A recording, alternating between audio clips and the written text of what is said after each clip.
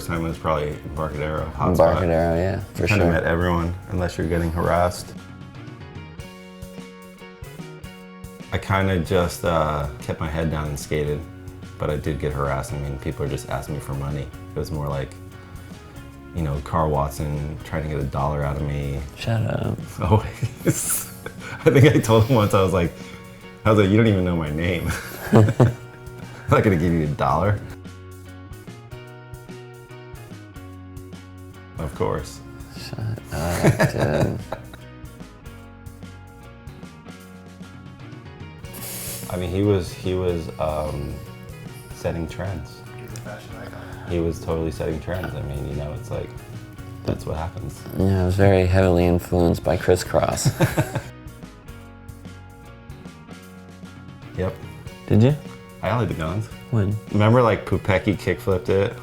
It was all around that time, because we were all ollieing it. I actually tried to 360 flip it for like an hour and a half. And then I couldn't walk for like a week. Dude. I came really close though. I did an ollie backside heel down the 7, and I landed primo. And I was like, fuck, my foot feels so weird. And I took off my shoe, and my pinky and the toe next to it were fully sideways. And I was like, holy shit. And I went over to the phone booth that was next to the bus station. I called my mom. I go, hey mom, what do I do? My toes are sideways. FTC.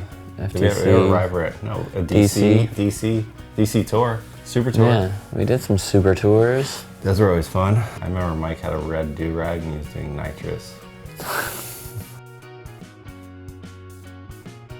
Not to my knowledge. I don't think so.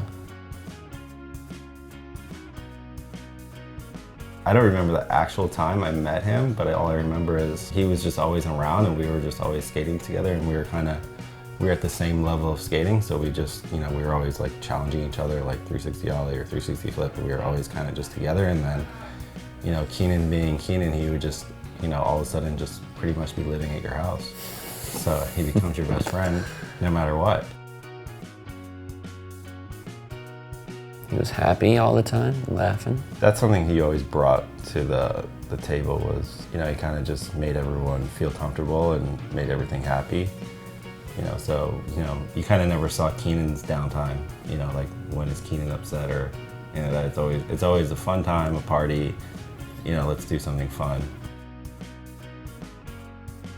I don't know, one time we were at the Canadian border and I was super psyched that he was listening to Eminem's first album because I didn't think anyone liked it and I liked it. And I was hyped that he was sitting there in his headphones just singing or rapping it out loud. Keenan had a good music collection. It would be like Morrissey and Radiohead. It would be his basically like range of music was all across the board. Like you wouldn't think, like some people would be like, oh, he's only hip hop or whatever, but he was like the most emo of emo to like the hardcore hip hop. Yeah, and he DJ'd. I think he DJ'd in the vans a lot. It's something we've been talking about for a long time. The history with Rick and Mike, you know, just kind of like I've been around these guys for so long, and now we all have brands. It was something to do something cool and also give some, pay some homage to Keenan. You know, I wanted to do something for Keenan forever, but there's been a lot of little legal things in the background, and now we can actually do things and, you know, kind of promote him a little more than he was promoted, you know, and show people who he was.